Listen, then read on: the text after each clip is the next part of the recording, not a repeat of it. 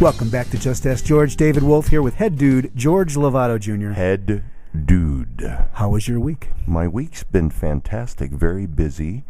As we were talking off air, guess what? The University of New Mexico won their first game yesterday in the NCAA tournament. So now when people see this on the BH Capital channel 5 years from now, they're going, they are? They are? Well, congratulations. It's fun, but you didn't watch it. It was What's a good up with day. that? Well, I'm not a, you'll turn me into a sports fan, a local sports fan. You know what? I'm It's over. to me, I'm a playoffs guy. So okay. If it's football playoffs, I'm there. As soon as there's October and the series, I'm there. It's March Madness, I'm there. Okay. So, and so you like local sports? I don't. It's good stuff. I don't buy Sports Illustrated. I don't play. What do they call that? Football. Fantasy football. To me, that's just way too much time. But I do have a friend that has a library of useless knowledge about sports. You can ask him how many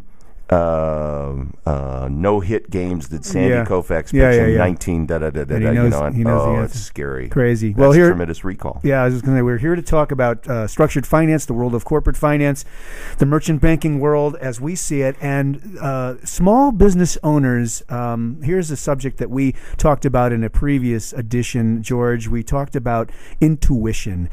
So much of what we talk about is the nuts and bolts, the mechanics of capital formation, your gut the feel. do's and the do's and don'ts, he said. Say that fast 3 times. So what we want to extend on from the intuition, which was a break from format, in that we're talking about the human factor in running a business, making decisions. There's this thing called Providence, which really is the answer to the question, just when we thought we were in control as business owners. Sorry. Oh, wait, I can I can project. We talked a lot about projection, and that kind of gives people a false impression about being able to control things. I mean, you do to a large extent. I mean, that's your intention, is to be able to see your day before you, like a movie, first thing in the morning, and this is how you want things to play out. A lot of people say, well, I do that, but, my day blew up on me. Well, all right, you're not in complete control all the time. And the other issue is, and this is starting to become a little more popular, or accepted, I should say, sure, is the G word, using God in the same sentence of talking about business. People, for so long, well, God had nothing to do with business. Well, no, you're wrong. I mean, there is influence all the time. Providence is sort of that influence in how it occurs. It's sort of the grand plan out there that you're playing a part in. And what I'm trying to do is draw a distinction between projection, seeing everything like a movie in your head, planning your day, and then being open, because it's like the old joke. I love that joke. I think I told you that joke, and I told you to tell it to a prospect. Yes, I did. Yeah. The drowning man in the river. With the helicopter. He is drowning. The log goes by, and he says, "Oh, I don't need the log. God will save me." And then a few minutes later, 2 guys in a canoe come down the river, and they say, "Come on, grab on board. We'll save you." And he says, "Oh no, I don't need you. God will save me." And a few minutes later, a helicopter flies overhead, drops a ladder. And the pilot yells down, "Grab on, I'll pull you to shore." He says, "No, I don't need you. God will save me." And soon after he drowns, goes to heaven, and he goes and he's before God, and he says, "God, I don't understand. Why did you let me drown?" He says, "What are you talking about? I sent you a log, a canoe, and a helicopter, Who did you think I was trying to say? What do you think? It's so you've got to be open. And that's part of the whole idea of Providence, is that sometimes things are going to occur. Pay attention to what's happening. It's about awareness. It's about being prepared for what you may not know is coming around the corner. Preparedness meets opportunity. Absolutely. And there is a dialectic, I think, between intentionality and what happens by randomness in the universe, and connecting those dots. Maybe that's what Providence is about. You have a story way back oh God. where you were struck by lightning in this way. Business lightning. Business lightning. And you were, I'll kick it off, you were in an airport and a shoe shine, but you may want to set this up in a slightly different way. The setup was, this is going back to the rent-right days back in the 80s. I had worked so hard, 6 months, maybe longer, in working with Sabre, which was owned by American Airlines, to really be the first business of my kind in the rental car business, which was sort of like the Best Western of car rental, to be listed so that hundreds of thousands of travel agents could see the name Rent-Right and the availability of a car in Los Angeles, which would have been one of my franchisees. Right. And be able to book a reservation. So that was the key. You had to be part of those big, this is all pre-internet. You had to be part of those big systems, and they had to allow you to list. Yeah. And you had to, oh my God. So they were really controlling the flow of information in a way that now is completely democratic. That model is gone. Right. So anyway, month after month, and I was really ill-prepared to deal with a big corporation. I mean, they were, oh God. What do you mean, emotionally or strategically ill-prepared? Ill-prepared to deal with the multiple layers of management that you had to move through in order to get to the final decision maker. Well, long story short was the process blew up, and I was turned down. And so there I am leaving their corporate headquarters, and I've got to go back to the Dallas airport, and I've got time to kill, because I plan on spending the day, and it's kind of over with in about 15 minutes, right? Yeah, the balloon is burst, you're walking out of the meeting. And I've got to go back and tell my dad and my partner, our plan is basically verklempt. Kaputs, So there we go. I'm sitting there, and what does a guy do when he has just been shot in the head? He goes and gets a shoe shine because he's got extra time. I always do that in spare time. Right. So this poor shoe shine guy, asked the wrong question. Yeah. So how's your day going? Oh, woe is me. Right.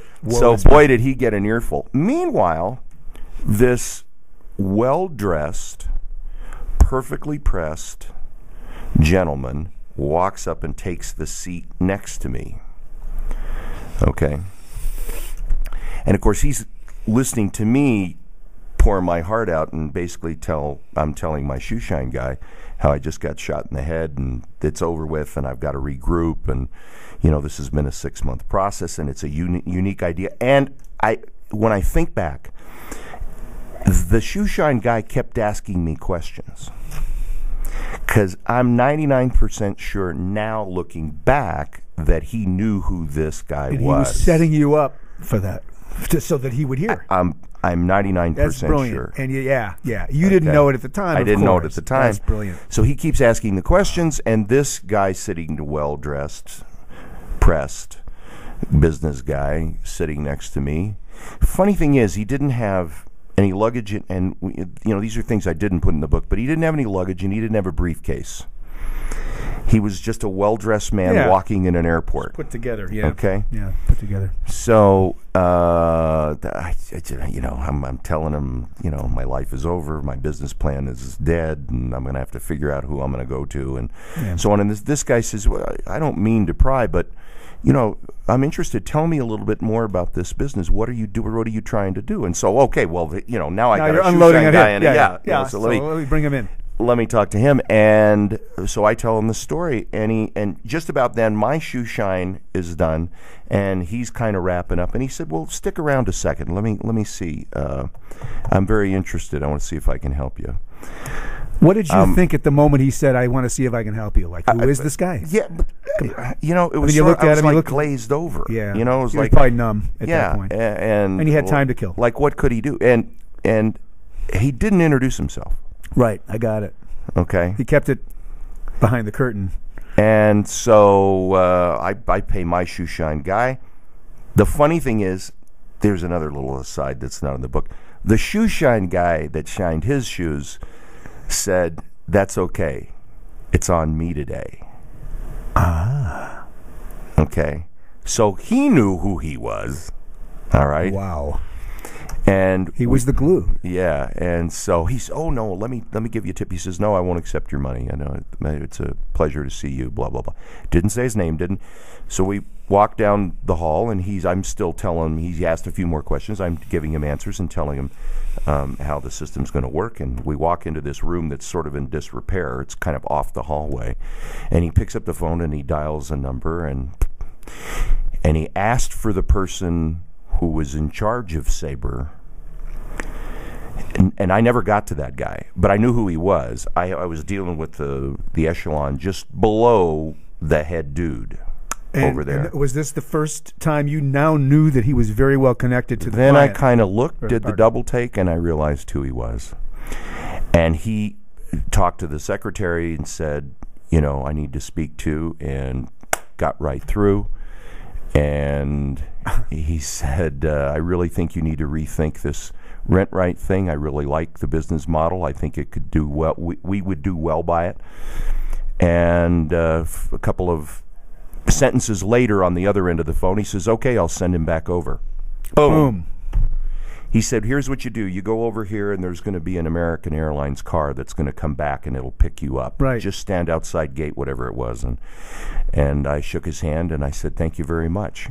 And then all of a sudden, it was like flash. I knew who he was. And I got back, and the whole team that had just booted me out, an hour and a half earlier, I'm sitting in there, and very receptive to the plan. Oh, now it's all different. It's all different. There's a bunch of themes here. Yeah. First of all, it was Providence for him too that day, wasn't it? Because obviously this worked. How did he know to walk over at that moment when I was sitting there? The shoeshine guys themselves, my guy queuing me up in front of this guy that it was clear he knew, and so you have to be open.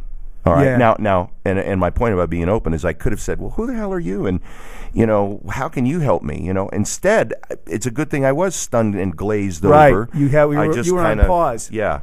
And it happened. And so the moral of the story there is have your on switch on, because you never know when you're going to get one of those signals from the big guy upstairs that here's your opportunity.